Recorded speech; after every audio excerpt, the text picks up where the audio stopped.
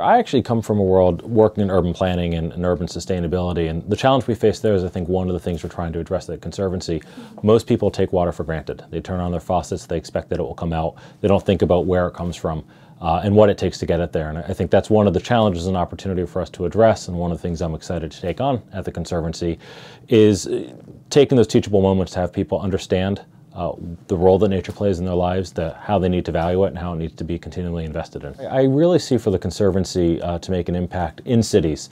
Over 70% of the world's population will be in cities by 2050. An enormous amount of money and investment that's going there. Estimated that $600 billion a year are being spent on the water sector.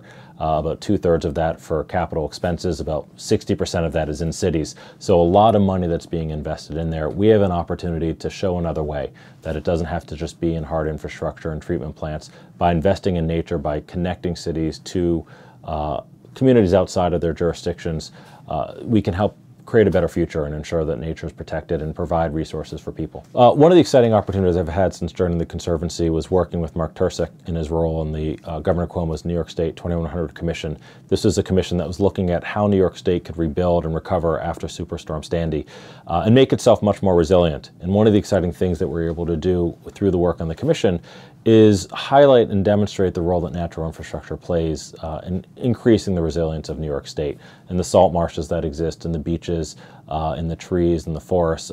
All of that plays a role in not only protecting the state from climate change, but also in enhancing its economic opportunities. And I think we went a long way of demonstrating that natural infrastructure is often and can play a very important role in being the first line of defense from climate change. You know, if I could drop everything and go somewhere, starting with the kids, I have a 2.5-year-old and a 4.5-year-old. I think camping in the Rocky Mountains or anywhere out west. New York is a great place, but once you leave the city, you realize Central Park's really not that big.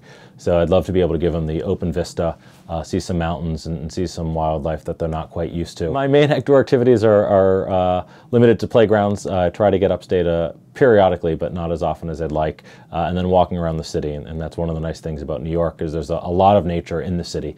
Over 5 million trees, over 6,000 acres of wetland, 14 miles of beaches.